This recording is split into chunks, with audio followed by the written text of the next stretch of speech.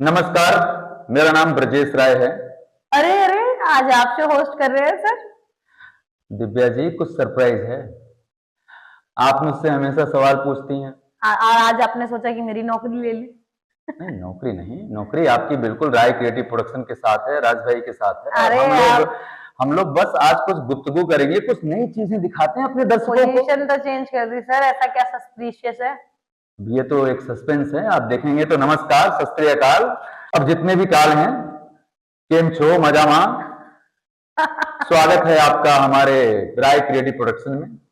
हमारी आज अतिथि हैं दिव्या जी। तो दिव्या जी, बहुत बहुत स्वागत है आपका राय क्रिएटिव प्रोडक्शन में। नमस्कार सर, नमस्कार। जी, नमस्कार। पहली बार कोई मुझसे सवाल पूछ रहा है, काफी खुशी हो रही है मुझे। खुशी हो रही है। तो दिव्या जी, आप अपनी जर्नी के बारे में, जैसा हम आपके बारे में जानते हैं, हाँ। आप सोशल मीडिया में मतलब बहुत अच्छा कमाल के लोग आपके फॉलोअर हैं। लोग आपको फॉलो करते हैं इंस्टाग्राम पे और यूट्यूब पे देखा मैंने आपका इंटरव्यू, आपने किसी ब्रजेश राय जी के साथ किया था।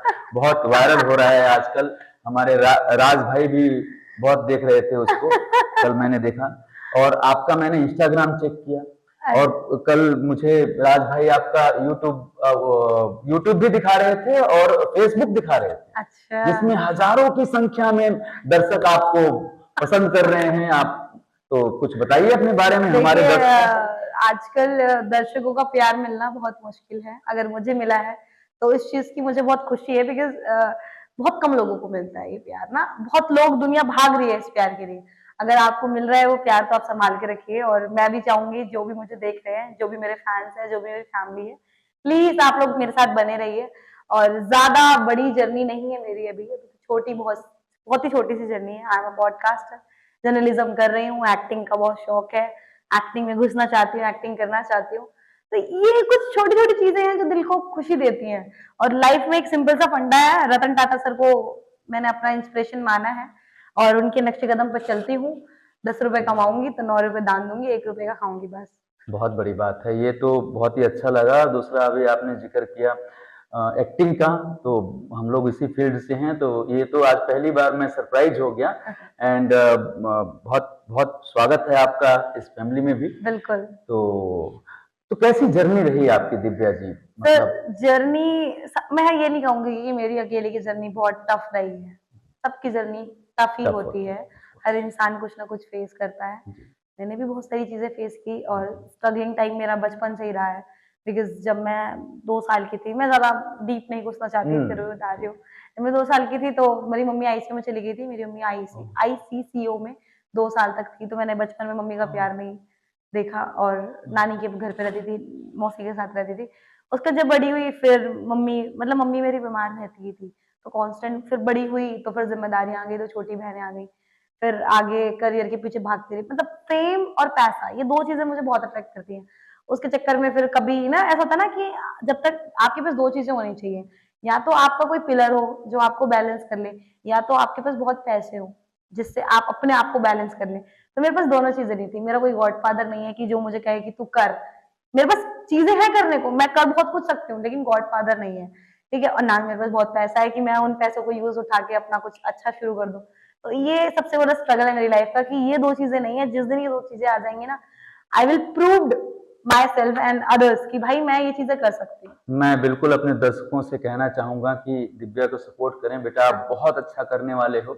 आपकी जो एनर्जी है, और क्योंकि मैंने आपके साथ इंटरव्यूज किए हैं, वो कमाल की हैं। और हमारे राज भाई भी कहा करते हैं कि आप मतलब जब एक बार किसी चीज को स्टार्ट करती हैं तो बहुत शिद्दत के साथ करती हैं। और वो मैंने भी देखा। आपकी खुद की एक मूवी उन्होंने निकाली है जो कोविड टाइम में आई थी। खुद बताएंगे अपनी मूवी के बारे में, कितनी अच्छी। तो मैं ये आपके मुंह से सुनना चाहता, तो मैं दर्शकों को बोलना चाहूंगा कि राज भाई की वाला जी को बहुत प्यार करिए। Is a fantastic human being. और मैं सबको चाहूंगा कि आप हमें आशीर्वाद दें, ब्लेस करें। इनफैक्ट मेरी पहली फिल्म मैं आपको बताना चाहूंगा, जब कंप्लीट हुई तो राज भाई के स्टूडियो में ही हमने अपना पहला प्रीमियर किया था, जीने की उम्मीद तुमसे ही, जो दुनिया की पहली हिंदी फिल्म थी कोविड-19 पे। और वो साहस, वो जो प्रोत्साहन मिलता है कोविड टाइम, इज लाइक कि सबको लगता था लाइफ बस खत्म होने वाली है, जी। किस पीक पे खत्म हो जाए किसी को नहीं पता था। जी। लेकिन उस समय ये कॉन्फिडेंट लाना कि नहीं हम मूवी प्रोड्यूस करेंगे, हम मूवी को लाएंगे, जी। यही अपने आप में एक बहुत बड़ा कॉम्पिटिशन था। मैं बेटा आपको बताऊं दिव्या कि मैं राज से मिला, कुछ 4-5 साल से हमारी दोस्ती है, और मैंने उसको बोला देख मेरे पास पैसे वैसे हैं नहीं, तो तू स्टूडियो देगा क्या? हाँ, अरे सर आप आ जाओ। अरे मैंने कहा सर नहीं भाई बोल। नहीं नहीं मेरे मुंह से निकलता है। तो मैं I spend lot of time with him and मैं आप यकीन नहीं करेंगी उन्होंने कम से कम कुछ नहीं तो 150 मीडिया कर्मी बुलवाए वहां पे, 150 मीडिया कर्मी, और सबने उसको देखा और अपने अपने चैनलों पे डाला, और एक पार्टी दी उन्होंने। बोला नहीं ब्रजेश जी आप इस राय क्रिएटिव प्रोडक्शन को इस इतने टाइम में, और मेरी फिल्म को मेरे साथ देखने गए गौर सिटी पीवीआर में। और तो क्या होता है कि वो ऐसा समय था एक, दिव्या जी मैं आपको बताऊं कि हम लोग सब लोग डरे हुए थे। जो हमारा डिस्ट्रीब्यूटर था वो उसने हमको ऑलमोस्ट, मैं बोलूंगा मीडिया के सामने कि शब्द मैं यूज नहीं करना चाहता, हाँ ऑफ कोर्स मैं वैसा शब्द यूज नहीं करता हूं। हमारे रमेश मिश्रा जी ये कहा करते हैं कि हम लोगों को लोग धोखा दे देते हैं राय क्रिएटिव प्रोडक्शन को, जो हम अगली मूवी लेके आने वाले हैं, आप मत सोचना प्रचार कर रहा हूं मैं, वो जब आएंगे तभी हम उस पर बात करेंगे। प्रचार करने का कोई बिल्कुल बिल्कुल बिल्कुल, प्रचार करने का कोई बहाना नहीं छोड़ते, जब मौका मिलता है जी जी जी जी बिल्कुल बिल्कुल बिल्कुल। तो सोचना भी चाहिए, दर्शकों को बोल रहा हूँ कुछ लेके आ रहे हैं। इस मूवी का सबूत तो ये अपने हाथ में लेके चलते हैं। नहीं ये अगली है, ये देख लीजिए दर्शकों, देख लीजिए, ये अगली है, ये बद्रीनाथ है, ये छुपाया नहीं मैंने, ये तो नारायण मेरे दिल में बसते हैं, मेरे माता पिता की तरह। हाँ। और जैसा कि मैंने आपको बताया तो हम लोग बात कर रहे थे, और मैं बहुत दिनों से मेरे जहन में था कि हम एक शो करें जिसका खुलासा मैं बाद में करूंगा, लास्ट में करेंगे, सस्पेंस है। तो राज भाई ने मेरे को बोला कि देखो भाई ना हम लोग बहुत बड़े तो है नहीं, ना हमें कोई स्पॉन्सर मिलने वाला, तो जो करना है हमको ही करना है। हम किसी को बोलेंगे वो कहेगा अच्छा सर अगले हफ्ते आना, फिर आप अगले हफ्ते फोन करते हो तो फिर अगले हफ्ते आना। तो आप जैसा आपने मेरे को बताया आपकी जर्नी से मैं बहुत प्रभावित हुआ बेटा, और आपकी जर्नी, आपकी मदर 2 साल तक आईसीयू में रही, कभी आपका हंसता चेहरा हमेशा हम लोगों ने देखा है, कितनी शिद्दत से मेहनत करती हैं आप। लेकिन ये जो फेस मैंने देखा ये एक अलग था। तो मैं क्यों ऐसी बातें बोलता हूं कि मैं कई बार अपने इंटरव्यूज में इस चीज का जिक्र करता हूं कि हमारी फैमिली में माता पिता का स्थान सबसे ऊंचा होता है। बिल्कुल। हमारे जीवन में हम जैसे जो लोग होते हैं, तो वो मुझे कुछ ऐसा टच आपका लगा। बिल्कुल sir, specially for the mother, we all know that कि कितना, मैं मम्मी के ऊपर बात नहीं करूंगी क्योंकि मेरी लाइफ में कोई रहे ना रहे, कोई भी ना रहे, इवन कोई भी नहीं रहे, मेरे पेरेंट्स की भूमिका बहुत अलग है। वो अगर कह देंगे तू कूद जा, छत से कूद जा, तो मैं सोचूंगी भी नहीं, मैं कूद जाऊंगी। मुझे क्योंकि मुझे आपका प्यार दर्शाता है, हालांकि कभी भी पेरेंट्स ऐसा नहीं बोलेंगे, वो अपने बच्चों की मतलब प्रगति को देखना चाहते हैं। बिल्कुल। कोई भी पेरेंट्स हों, और मेरा भी सिनेमा में जर्नी, जैसा कि आपके साथ कई बार डिस्कशन हुआ है, मेरी माँ बहुत सपोर्ट किया आपको। हाँ, सपोर्ट किया नहीं, वो फिल्मी हैं। हाँ। और वो मेरी मदर बहुत ही खूबसूरत हैं, और उस टाइम मधुबाला बोलते थे हम लोग उनको, और वो गाती बहुत अच्छा है। अभी भी कई बार जो माता रानी का गाना हुआ, और उनसे गवाते हैं आप लोग? नहीं, हमारे घर में कुछ जागरण रखा करते हैं, वो कीर्तन वगैरह। हाँ, और भक्त बहुत है नारायण की। मेरे फादर साहब भी, तो हम लोग बहुत क्लोज हैं।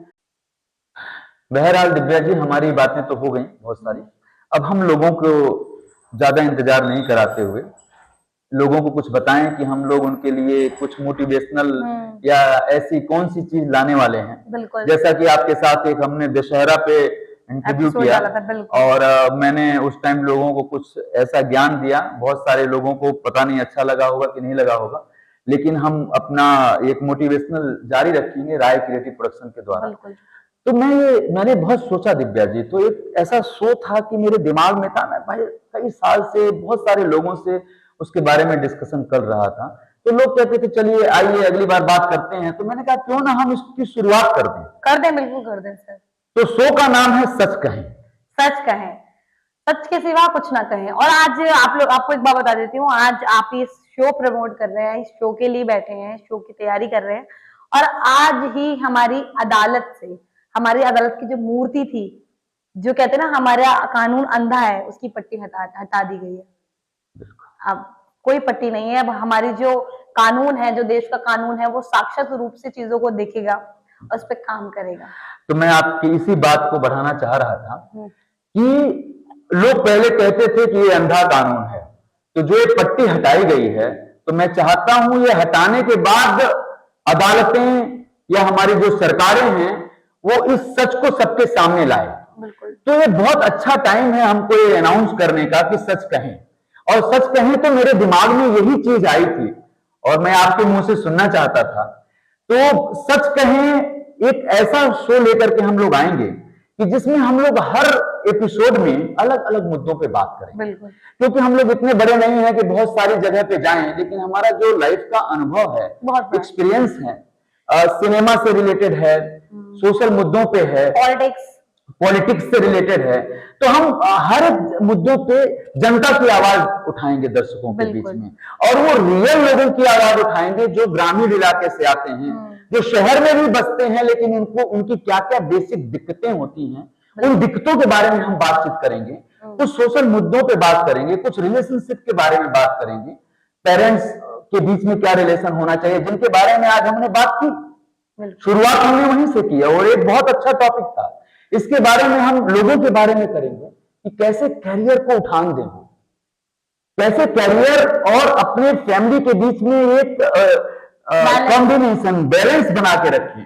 एग्जैक्टली। और मैं एक चीज आपको बोलना चाहूंगा, क्योंकि सच कहें तो अब इसके बाद अनाउंस हो जाएगा, अगला एपिसोड हमारा उसी का पहला भाग होगा, जिसमें कुछ सेलिब्रिटीज भी हमारे साथ होंगे, कुछ सोशल वर्कर भी आपके और मेरे साथ होंगे, और बहुत सारी चीजें होंगी जिसको मैं चाहूंगा कि अपने अनुभव से लोगों को उस बारे में, मैं उस प्रक्रिया के बारे में कुछ जानकारियां दूं। बिल्कुल। तो कहने का मतलब यह है कि ये एक ऐसा शो होगा जो जैसे कानून के आंखों से पट्टी हटा दी गई ना, जिस प्रकार से, उसी तरीके से ये दर्शकों के सामने जो ये लोग अलग अलग तरीके से सोशल मीडिया पे या सिनेमा में अपने असली रूप को नहीं दिखाते, गलत बोलते हैं, उस भ्रम को, उस भ्रांति को हम लोग, मैं दिव्या जी आपको यकीन दिलाता हूं, राय क्रिएटिव प्रोडक्शन सच कहें इस शो के जरिए उस भ्रांति को तोड़ देगा। जनरली क्या है कि लोग जो होते हैं, मैं मेरा वीडियो एक मेरे किसी खास मुंबई में किसी दोस्त ने देखा और उसने बोला, ब्रजेश जी मैंने आपका ये शो देखा। तो मैंने कहा अच्छा। तो वो एक एक्ट्रेस है, बड़ी एक्ट्रेस है। उन्होंने बोला कि आजकल लोग जो बोलते हैं वो होते नहीं हैं। तो मैं जैसा, आपको हम लोग जानते हैं, कुछ एक्टर भी थे उनके साथ में, तो आप जो बोलते हैं उसको करने की कोशिश करते हैं। हम इतने बड़े लोग तो है नहीं कि हमारे कोई स्पॉन्सर्स बहुत लोग आ जाएंगे। हमारे स्पॉन्सर, हमारे कर्मदाता तो हमारे दर्शक हैं। बिल्कुल। हम अपने दर्शकों के बीच में अपनी बातों को लेकर के जाएंगे। और एक चीज और मैं दिव्या जी आपको बताना चाहूंगा, क्योंकि शो के बारे में तो हम अब सच कहे हैं, उसका प्रचार शुरू कर दिया हमने, लॉन्च कर दिया, और बहुत बड़े तरीके से तो हम लोग कर नहीं सकते, लेकिन हमारे लिए तो देवता हमारे लोग हैं। जैसे मैं अपनी बहनों की बात जरूर करना चाहूंगा आपसे। कहिए। मेरी दो बहनें हैं, वंदना और अंजना। वंदना राय जो मेरी सिस्टर हैं, वो लिखती बहुत अच्छा है, और जो रिलेशनशिप के बारे में हम बात कर रहे हैं, आगे हम अपने शो में कई बार बात करेंगे उसके बारे में, मतलब एक ब्रीफ मैं थोड़ा सा देना चाहता हूं। हम लोग भाई बहन में इतना प्यार है कि रक्षाबंधन हो, ऐसा नहीं है कि मैं जाऊं तो वो राखी बांधेगी या उसने मेरे लिए कोई फॉर्मेलिटी के लिए राखी भेजा हो।